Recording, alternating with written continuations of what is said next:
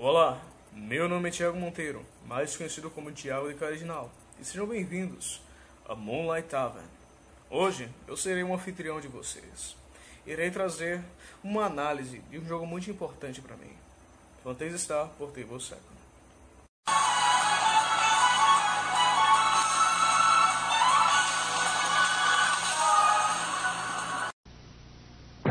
ハイテクが新しい映像を作った。 Nossa história começa em meados de 1986, com o lançamento da terceira tentativa da SEGA de emplacar um console. Sucessor do SG-1000, o Mark III vinha para o mundo não só para deixar sua marca no mercado de videojogos, mas também representar o início de uma batalha que nos rendeu tantos bons jogos que nós só podemos agradecer aos mesmos. No dia 18 de outubro de 1987, o console, após passar por várias alterações, recebe o nome de Master System, e assim fora lançado, e 2 anos após isso, ele foi lançado oficialmente no Brasil pela Tectoy. Já é de praxe dizer que a SEGA e a Nintendo sempre foram exemplos de rivalidades que beneficiavam os consumidores, como havia de ter variedade, qualidade, dentre outros requisitos, tais como preço e etc. A grande questão aqui não era qual era o mais potente ou o que vendeu mais, porém sim quais jogos os mesmos possuíam em suas bibliotecas. Em específico, digo pois, os RPGs. Até o momento vigente do lançamento do primeiro Phantasy Star, dia 20 de 12 de 1987, já haviam lançado para os consoles Nintendo o primeiro e o segundo Dragon Quest. Fora que o primeiro Final Fantasy já havia sido lançado pouco tempo antes do Phantasy Star.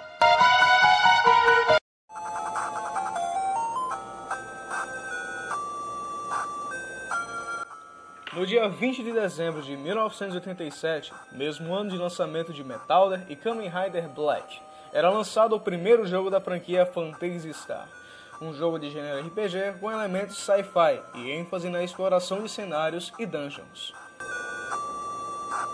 Para sua época, Phantasy Star era um jogo bem avançado, gráficos belíssimos para os padrões do Master System e uma soundtrack excelente, com faixas memoráveis, história e world building excelentes também. O jogo não se destacava somente nos quesitos citados anteriormente, mas uma das coisas mais interessantes que esse game nos proporcionava era a possibilidade de poder visitar outros planetas.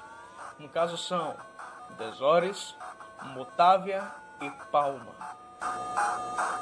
As dungeons desse jogo também funcionavam de forma diferente. Elas tinham um efeito que dava impressão de um ambiente em 3D, e até hoje em dia impressiona saber que fora feito algo tão avançado naquela época.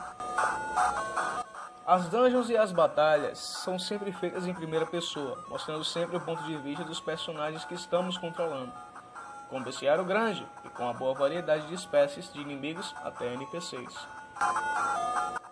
Passou um bom tempo e uma sequência para o primeiro Phantasy Star começou a ser desenvolvida para o console 16 bits da SEGA. No dia 21 de março de 1998, um ano depois do lançamento de Dragon Quest III, era lançada a tão querida sequência do primeiro Phantasy Star. O mesmo fora traduzido para o português pela Tectoy e chegou nas prateleiras brasileiras em meados de 1996. Com o segundo jogo lançado, a franquia Phantasy Star já estava se estabelecendo, e após este, a SEGA lançou mais outros jogos que continham a marca Phantasy Star, tais como Phantasy Star 3, 4, Adventure e o Gaiden, que foi um Phantasy Star para consoles portáteis da SEGA, no caso o Game Gear.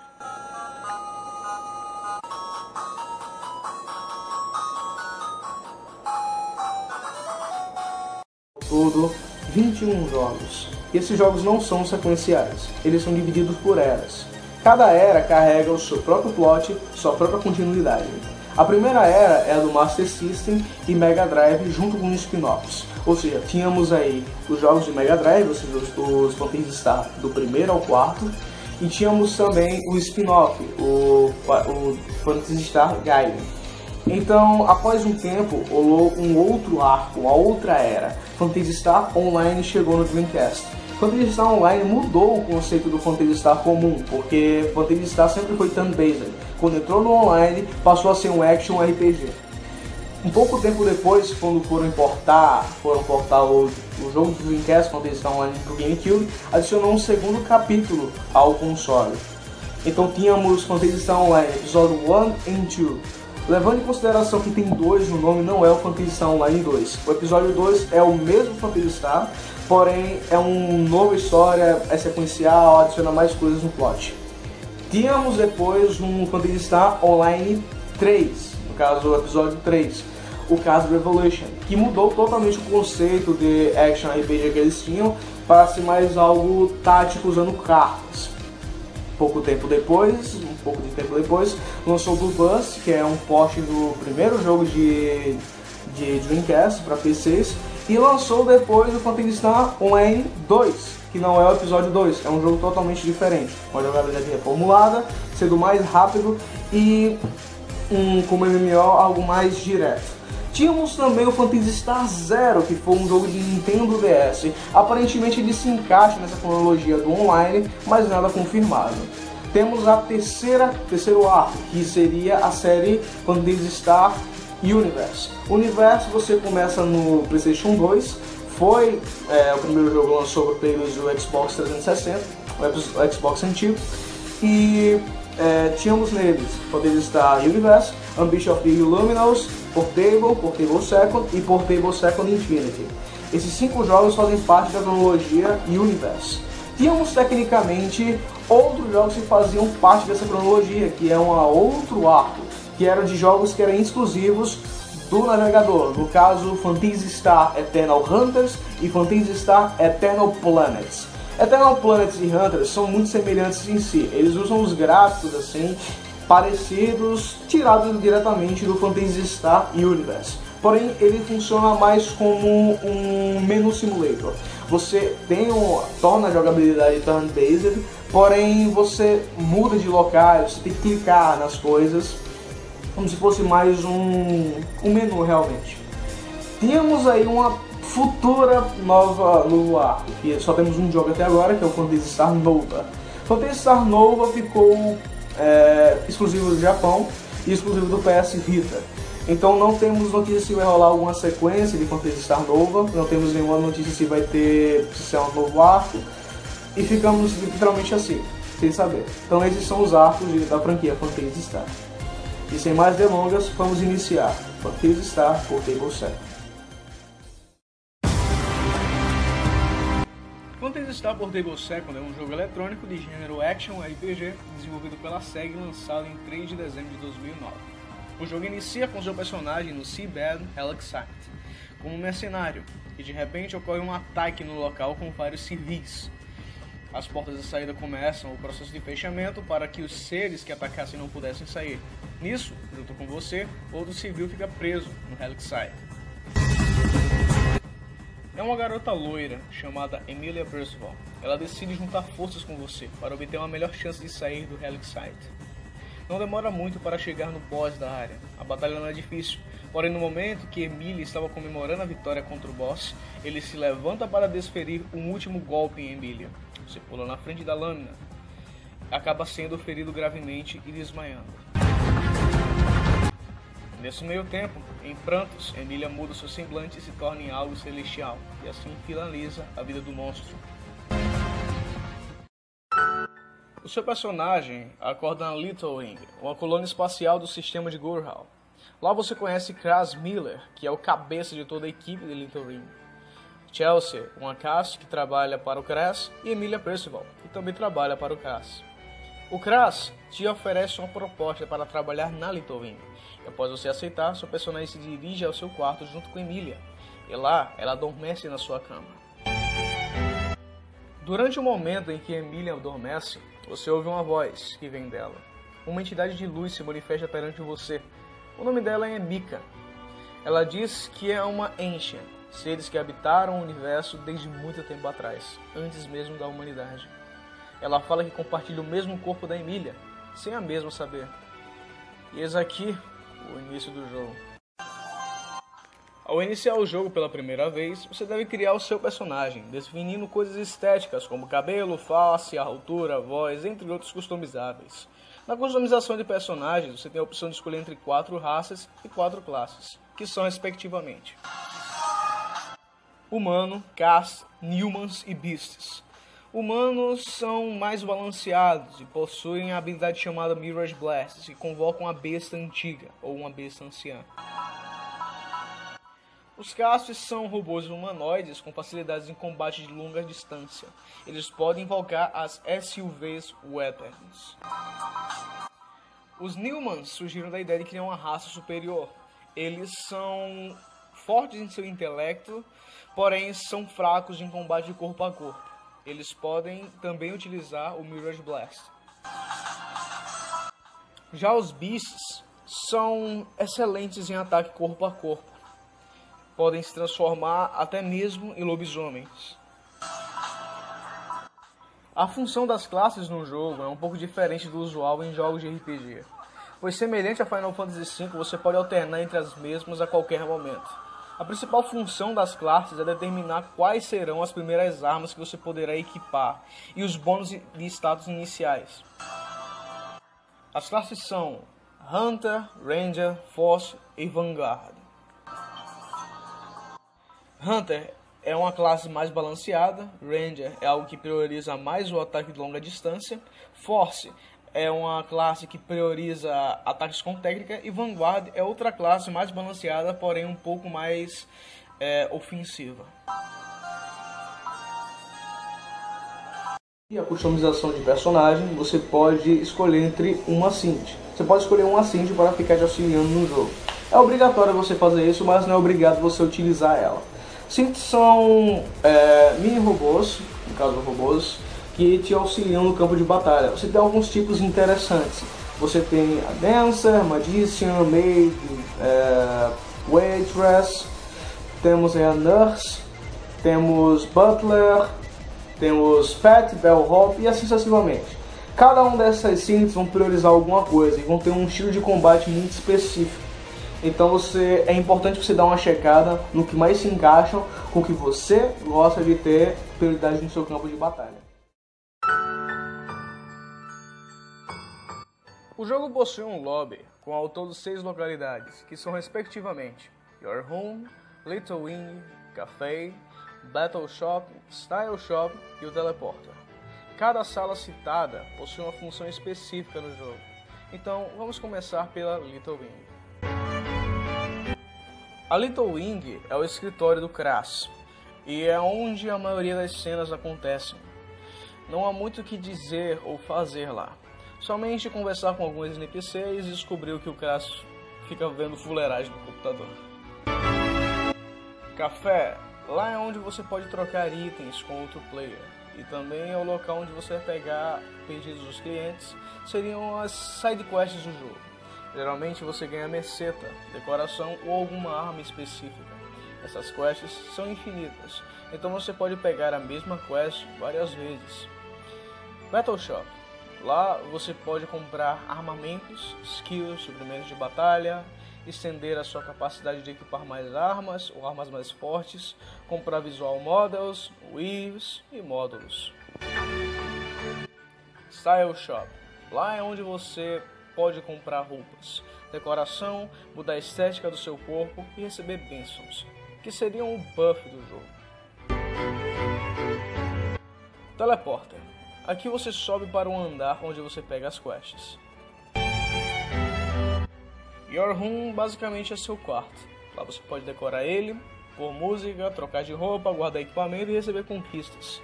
No seu quarto você tem acesso à sua synth, que tem algumas funções interessantes, que são Room Tutorial, te explica o básico sobre o quarto. Creio que seja importante dar uma olhada no início do jogo. My Synth Functions. Essa opção nos dá acesso ao nosso synth. Lá podemos mudar o tipo de synth que temos e ver o status deles e mudar de nome. Redecorate. Redecora o seu quarto, mas para isso é necessário um Remodeling Ticket. Manage the Decorations. Te deixa no modo de modificação. No caso, ele habilita que você pode colocar e mudar a decoração do seu quarto. Jukebox. Aqui você pode pôr músicas para tocar e adicionar novas no seu catálogo. As músicas que você escolhe tocam sempre e exclusivamente no seu quarto. Uma coisa que eu gostaria de adicionar aqui é o fato de que o jogo ele é extremamente detalhista em questão ao seu overworld. No caso, os planetas que você visita, eles têm sempre uma descrição bem detalhada sobre fauna, flora e seres viventes lá. Você pode acessar via seu Visiphone. Lá tem descrições sobre os planetas, personagens que você encontrou, personagens nativos de certos planetas, quais são os monstros que utilizam lá. Descrição breve, descrições mais detalhadas, se encontra muito disso. O jogo se importa e tem certas partes que são mais imersivas se você der uma olhadinha em certos locais. Tornando ao teleporter, ele te leva para o setor onde você pega as suas quests. O jogo tem ao todo 4 tipos de quests. Uma delas é a Story Mission, que basicamente é o modo história do jogo. Uma vez que você concluir uma Story Mission, desbloqueia outras missões livres. Open Missions são as quests comuns, que você pode pegar a qualquer hora, e nessas quests você tem que concluir objetivos específicos. Exemplo, matar o boss, caçar certas criaturas, dentre outros tipos de quests. Tactical Quest. Essas são as side stories do jogo, onde fragmentos da história do jogo são contados. Trade Mission. Basicamente, é uma quest que não é uma quest ao mesmo tempo. Se assemelha mais a uma loja. Você pode trocar itens por outro item, ou você pode trocar variados itens e outros itens. Basicamente como um sistema de troca, só que não aceita meseta, que é o dinheiro oficial do jogo, mas sim fragmentos, spellstones e etc. O jogo é um action RPG com visão em terceira pessoa. Você controla o personagem com analógico e controla a câmera com direcional em cruz. O botão quadrado ataca, o botão triângulo ativa a Photon Art, o botão X esquiva, o botão bola você alterna entre seus equipáveis e itens utilizáveis ou consumíveis. Start ativa o menu de personagem e Select ativa as ordens rápidas ou mensagem rápida que você pode mandar para jogadores ou simps, os seus parceiros. R defende e L1 trava a mira em algum inimigo. Você possui 3 tipos de armas equipáveis, no caso seriam Melee, Ranged e Technic. A Melee é a combate corpo a corpo, Ranged seria a longa distância e Technic seria semelhante às magias.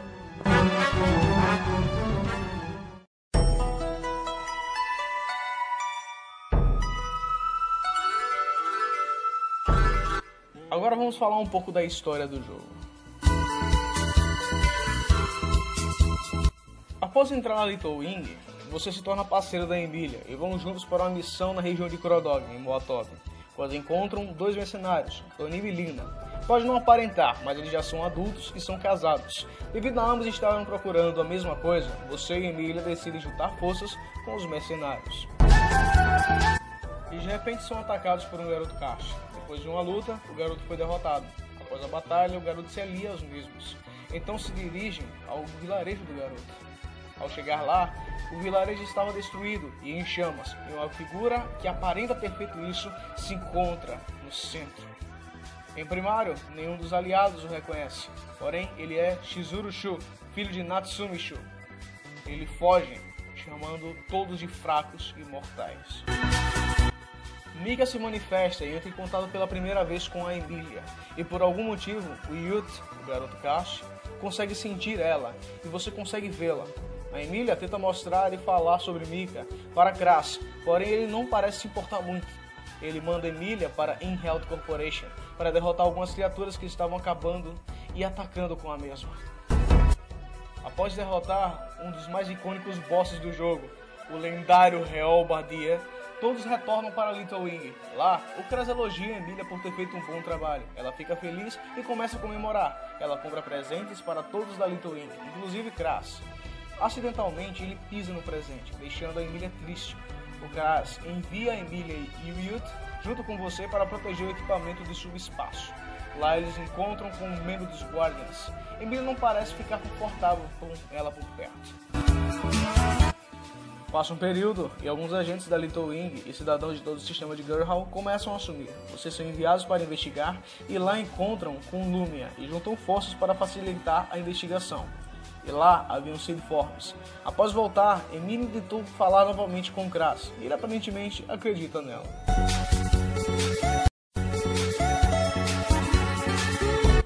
Após o retorno, vocês são enviados para uma simulação em realidade virtual na Little Wing, que serve mais para explicar que as quests da Little Wing estão sendo desbloqueadas agora. O cara te chama para uma conversa em particular. Lá dentro, ele pede para você convencer a Emilia de se isentar das próximas operações, devido à grande dificuldade de IAC, devido ao ataque dos Seed Forms serem extremamente perigosos. Não intencionalmente, Emilia entra na sala e entende tudo errado e acaba fugindo da Little Wing. Passa um período e a Little Wing descobre que Emilia foi investigar sozinha um local que estava cheio de Seed Forms. Kras nos manda ir buscá-la e no final é até chega para salvar ela. Ela chora e ganha o incrível apelido de Brainless Wonder. Após isso acontecer, inicia o último arco do jogo, a ascensão do Rei do Sol.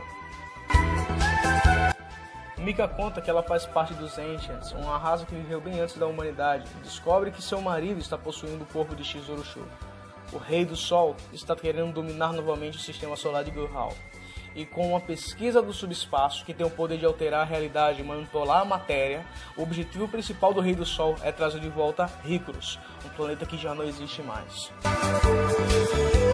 É nesse momento do jogo que é explicado o motivo de que Emilia não gosta dos Guardiões. Isso é devido ao fato de que, quando ela era mais nova, os Guardiões usavam ela como um objeto para utilizar uma determinada máquina chamada Tema. E isso, além de causar dor a ela, quando ocorreu as crises dos Seed Forms e o quartel dos Guardians foi atacado, deixaram ela para morrer. E foi o que verdadeiramente aconteceu. Emilia morreu naquele dia. Porém, Mika estava à deriva no espaço, pois estava fraca e decidiu se unir a Emilia, para que assim ambas pudessem viver. Emilia acessa o Tema, mais uma vez, para ter a localização do Rei do Sol, Kamhan. Após isso, você parte numa missão de caça e destruir o Rei do Sol. A batalha é dura, porém com muito esforço você vence. Mas o Sun King não pode morrer. Ele usa almas de antigos Ancients para se fortalecer. Mika, no momento de total heroísmo, se sacrifica para destruir o Rei do Sol.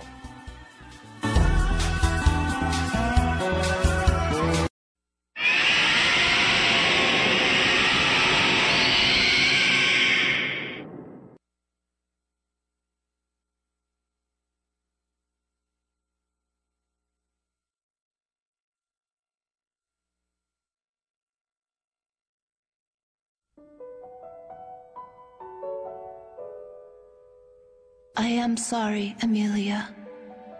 I know I asked much of you. Perhaps too much. Don't leave! Mika! Do not shed tears, Emilia. I am happy. Look at all we've done. My family is safe now, thanks to your help. No! No! You can't go, Mika! You can't leave like that! I thought you said we were family! I thought we could stay together! You can't just... No, don't leave us! Kras was right about you. Stubborn and always wanting more. But think of what you have. Your family is all around you now. But you... I want you to be there! Mika, you'll be gone! But we will be together. Always. This thing we have shared, it will continue on. You will carry it in your heart. Forever. Would you do me a favor, Emilia? Do not look so forlorn. Smile like this. I would not have my last memory of you be one of tears. So please.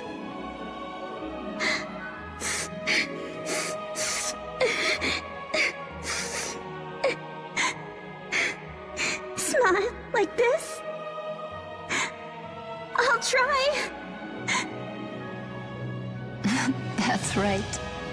You're most beautiful when you smile. Always smile for me. How truly happy I have become. Having you as my daughter. Always smiling for me. Wait! Mika! Please don't leave! Not yet! No! I'm not ready! You can't leave! Please! Please don't go! I want you here with me forever! Please don't leave me by myself! Please! You're my mother! You have to stay! I love you!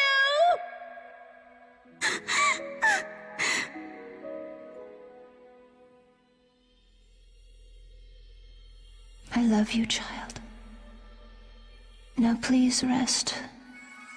Amelia.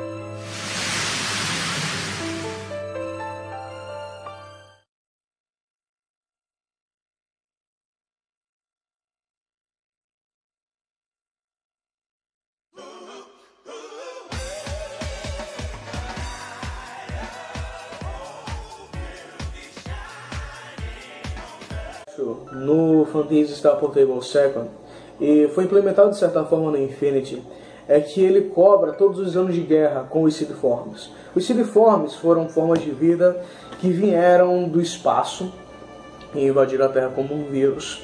Eles infectavam plantas, infectavam animais, principalmente animais, modificando assim, perturbando a fauna e a flora do planeta. Tínhamos então uma crise não exclusiva de um planeta, mas de todo o sistema solar de Paron. Então a guerra foi travada diretamente em Hyklos. Isso levou à destruição de tal planeta. Por isso que no Phantasy Star Portable 2nd não temos como visitar fisicamente Hyklos. Podemos visitar via simulações do Clade 6, ou seja, lá na Little Wing, podemos passar por lá, e também relacionado ao sistema de desenvolvimento de subespaço, que pode trazer à tona novamente memórias do passado, ou seja, materializaria coisas que o passado deixou para trás. Cenários de guerra como a Mother Brain dos AMTFs, dentre outros setores que o sistema de subespaço consegue fazer isso. Devido à ascensão de Camham, no caso o Rei do Sol ter possuído o filho de um dos desenvolvedores e cabeças do projeto do subespaço, ter em mãos uma forma de mover e dobrar tanto assim o tempo e o espaço, deixa a gente um pouco apreensivo acerca do plot. Principalmente devido ao fato dos Seedforms ainda não terem sido totalmente destruídos. Então temos aí uma crise devido a uma guerra de vários anos, se não me engano são 3 anos de guerra. somado ao retorno de um Ancient muito perigoso, que quer tornar o seu reino para os tempos atuais, e temos também uma crise com o subespaço.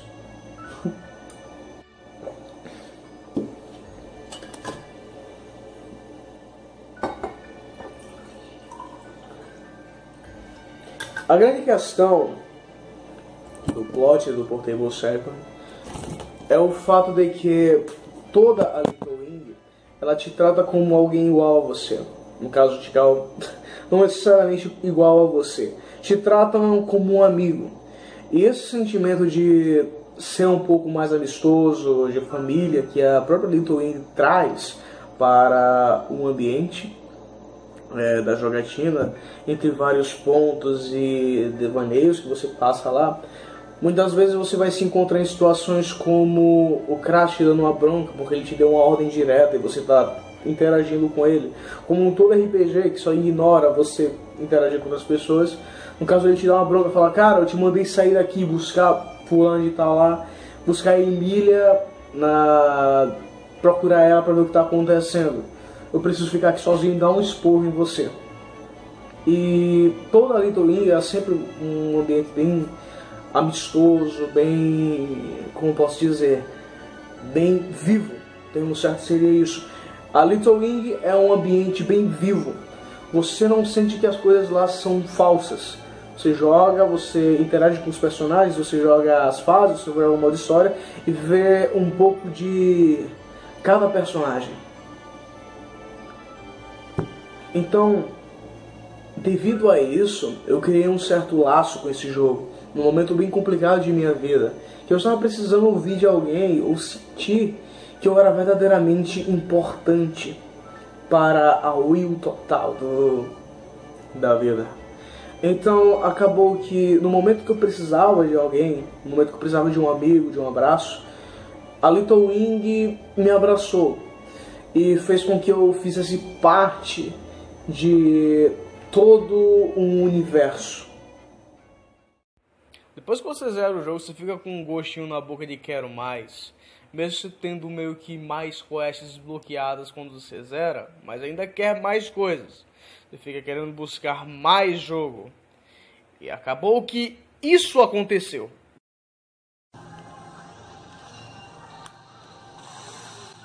O jogo não é um Phantasy Star Portable Second 2. Ele é uma campanha nova, semelhante que aconteceu na era do GameCube, com Phantasy Star Episode 1 and 2. E isso é incrível. O combate dele, ele é ligeiramente mais rápido. Os comandos funcionam de forma melhor. Houve um button swap entre o X e o bola, que na versão americana o X esquiva e o bola troca de equipamento, e agora trocaram. O X troca de equipamento e o bola esquiva. Então já perdi as contas de quantas vezes eu já me perdi jogando esse jogo, trocando os botões, tentando esquivar quando precisava somente atacar. No fim, uma nova campanha, mais histórias, mais personagens. O único problema desse jogo é que ele ficou Region Locked, ou seja, ficou exclusivo do Japão. Eu gostaria de pedir perdão para as pessoas que viram o vídeo até aqui, mas eu esqueci de comentar sobre um item muito importante do jogo. O nome desse item é Escape Doll. Esse item você não consegue comprar como meseta nem em lojas, somente por trocas ou drop de inimigo. O que esse item faz? Ele te transforma no Returner.